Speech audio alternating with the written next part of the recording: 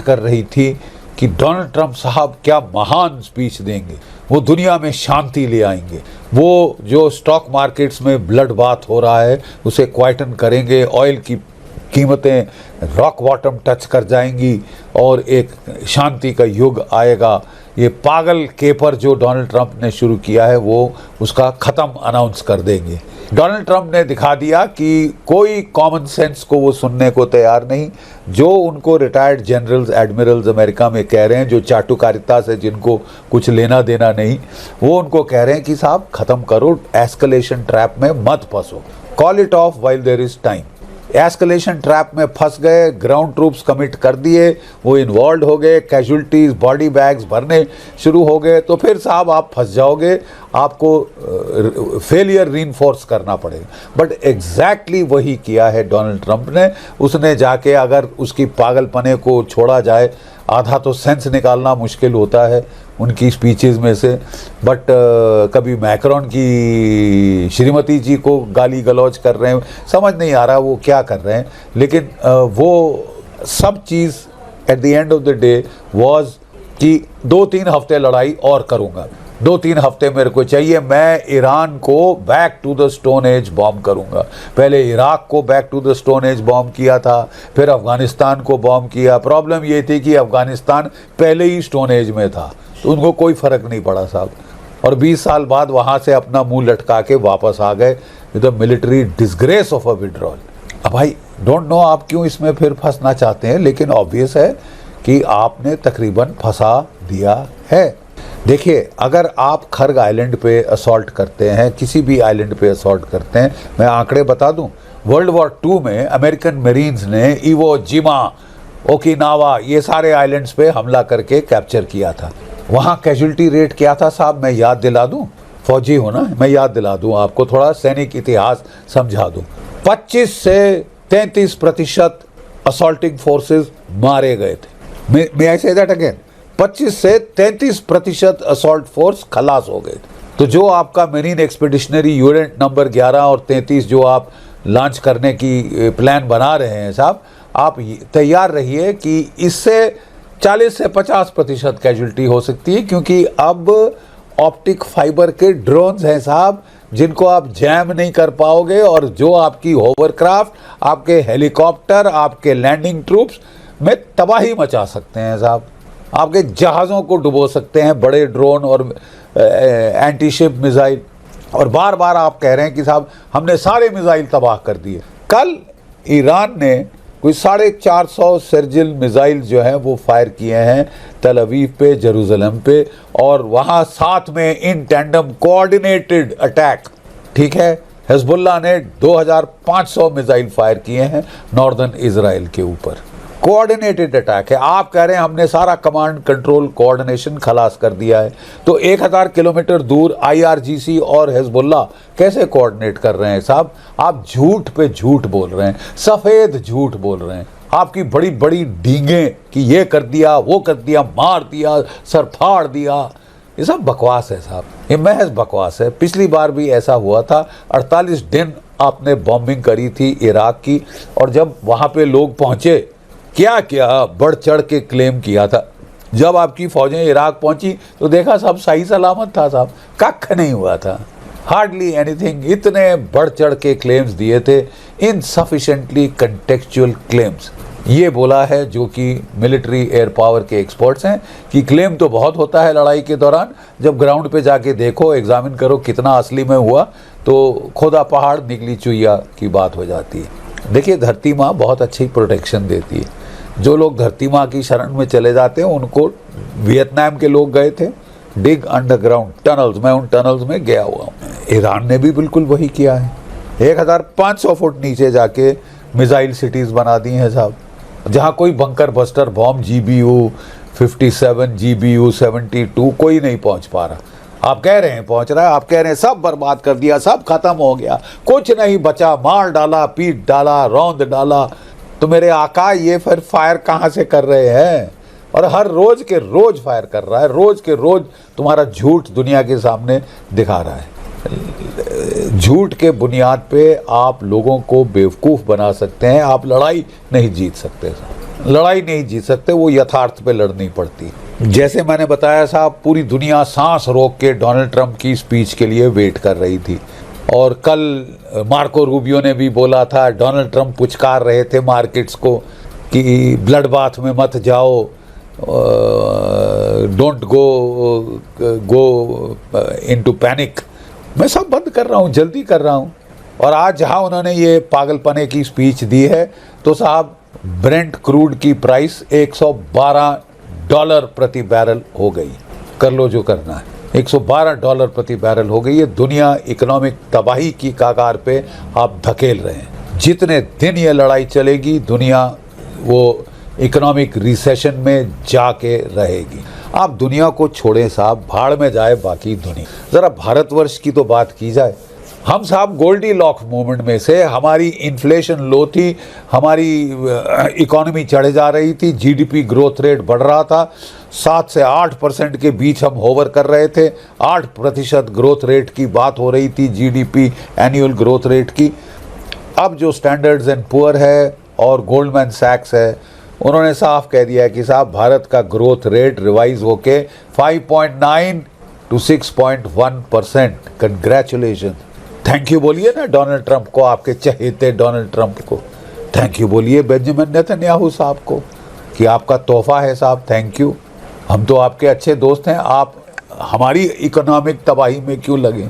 आप लड़ना चाहते हैं, आखिरी ईरानियन को मार डालना चाहते हैं जान से, तो हमको तो बख्श दीजिए ना साहब, हम तो आपके दोस्त हैं। We thought we are your best friends. But ये लड़ाई आपने बहुत भारी मिसकैलकुलेशन पे की है साहब, आई एम सॉरी।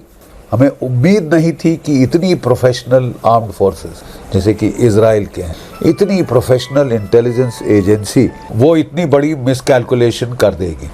ये बहुत बहुत ही खतरनाक एक मंजर पैदा हो गया है इस मिसकैलकुलेशन के जल्द। एक मिसकैलकुलेशन पूरी दुनिया को महंगी, इजराइल में तो महंगी पड़ी रही है साहब। हमें बुरा लगता है जो हम खबरें सुनते हैं, वो कह रहे हैं अमेरिका वाले कि सारे मिसाइल हमने ध्वस्त कर दिए हैं। कल ईरान ने 450 सर्जिल मिसाइल फायर किए जेरूसलम और तेल अवीव पे, और जो हिजबुल्लाह ने 2500 रॉकेट और मिसाइल सिंक्रोनाइज दागे। आप कह रहे हैं कमांड कंट्रोल कोऑर्डिनेशन सब खत्म कर दिया है, तो मुझे बताइए कि जो IRGC है वो 1000 मील दूर कैसे हिजबुल्लाह से सिंक्रोनाइज कर रही, सिंक्रोनाइज अटैक किया है साहब, जिससे कि आपके डिफेंसेस को बहुत दिक्कत आई है। बहुत सारे मिसाइल्स और रॉकेट्स थ्रू हो गए और भारी नुकसान हुआ है। इजराइल के चीफ ऑफ डिफेंस स्टाफ ने कह दिया है कि हम 900 दिन से लड़ रहे हैं साहब, थक गए हैं। 4 लाख की फौज हमने लगा दी है लेबनान में, सदर्न लेबनान में, जहां बहुत भीषण रेजिस्टेंस हो रहा है, क्योंकि दूसरे भी तैयारी करके बैठे थे साहब। और उसके चलते एक जो 162 इन्फेंट्री डिवीज़न है, मैंने कल भी बताया, 162 इन्फेंट्री डिवीज़न एम्बुश हो गई है वेस्टर्न कोस्टल हाईवे के ऊपर। उनके पहली रिपोर्ट थी कि कोई 50 तक मेरकावा टैंक गए हैं, आज की रिपोर्ट कह रही है 14 टैंक गए हैं मेरकावा। मुझे ये फिगर ज़्यादा ऑथेंटिक लग रही है। और 300 शहीद हुए हैं या घायल हुए हैं। 10 हेलीकॉप्टर कह रहे हैं वहाँ से उनको लेके आ रहे थे। इजराइल ने सेंसर कर दिया है, बिल्कुल ब्लैंक आउट कर दिया है, करना पड़ता है लड़ाई के दौरान। बट साहब नुकसान बड़ा भीषण हो रहा है, बहुत भीषण हो रहा है। और अब 2 देश हैं जो कि लाइफ एंड डेथ स्ट्रगल में लग गए हैं, एक है आपका ईरान, दूसरा इजराइल। और इजराइल में साहब प्रॉब्लम यह है कि जो कोई बातचीत करने को ईरान में आगे आता है उसको मार डालते हैं। लारेजानी बातचीत कर सकता था, मार डाला। जो फॉर्मर फॉरेन मिनिस्टर था जो JD वांस से बात कर रहा था, उसको आज मार डाला है साहब। तो अब ये कब तक ये पागलपना चलेगा? आप लड़ना चाहते हैं आखिरी ईरानियन तक, आखिरी इजरायली तक। अब हम क्या कह सकते हैं साहब, वो आपके शौक़ हैं, आप पूरे करें, लेकिन दुनिया को तो बख्श देना साहब। और हम तो आपके दोस्त हैं, I thought we were friends, very good friends, and we are. But ये अब दुनिया को नुकसान दे रहा है साहब। हम सारी दुनिया जाए भाड़ में, eight the end of the day national interest comes first. हमको ये देखना है कि भारत का राष्ट्रहित कहाँ है, कहाँ है भारत का राष्ट्रहित। देखिए साहब, हमारी इकोनॉमी बहुत बढ़िया कर रही थी अभी तक, राइट। गोल्डी लॉक्स मूवमेंट था, लो इन्फ्लेशन हाई ग्रोथ, 7 से 8% growth, GDP growth rate per annum हमारा जा रहा था।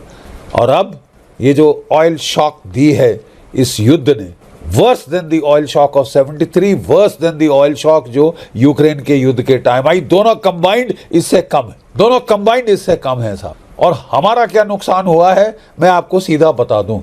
आपको जो गोल्डमैन सैक्स है और जो स्टैंडर्ड एंड पुअर है, मूडीज है, इन्होंने हमारी ग्रोथ रेट का फोरकास्ट 8% से गिराकर 5.9 से 6.1% कर दिया है। 5.9 से 6.1, कहाँ 8%, कहाँ 5.9%। ये कोई अचीवमेंट है साहब जिसके लिए हम डोनाल्ड ट्रंप को thank you Trump, thank you Donald बोले?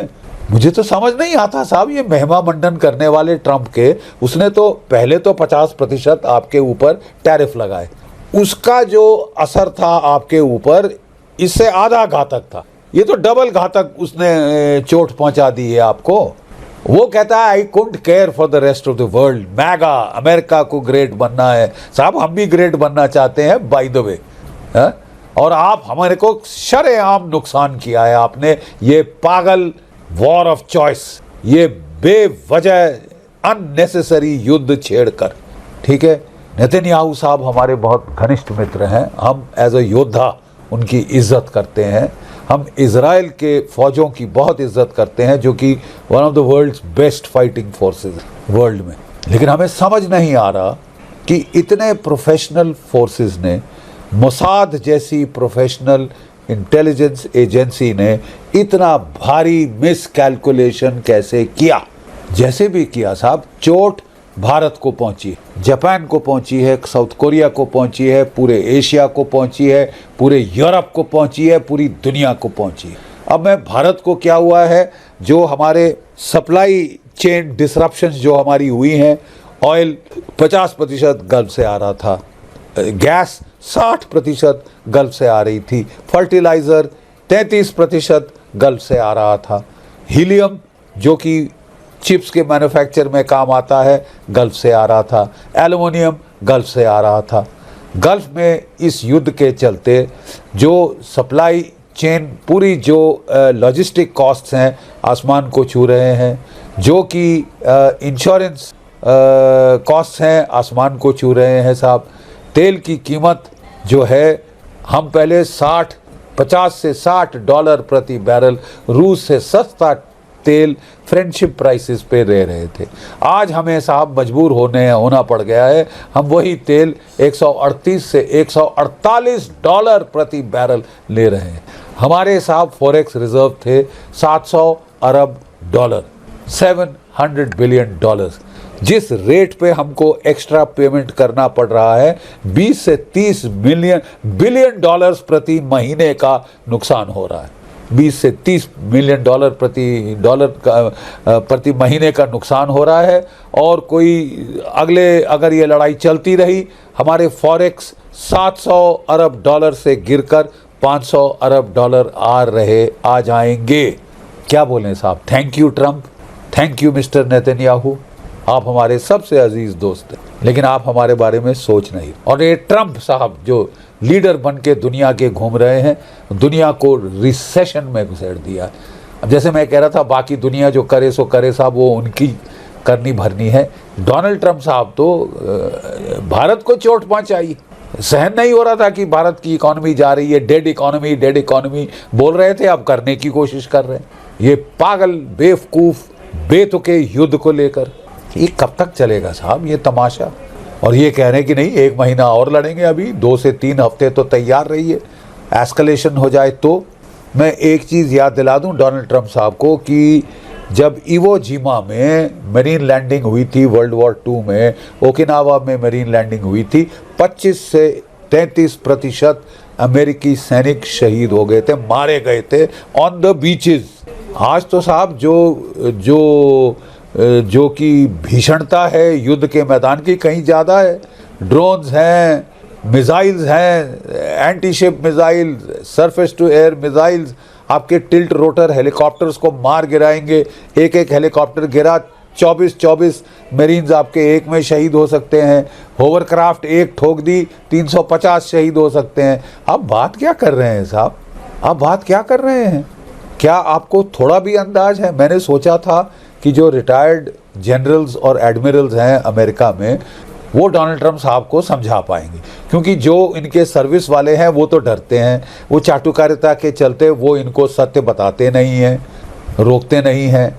ये पीट हेग्सेथ को गाली दे रहे थे कि ये सबसे पहले कह रहा था लेट्स डू इट। अब डोनाल्ड ट्रंप जब फेलियर आ रहा है तो वो थोड़े स्केप गोट्स ढूंढ रहे हैं।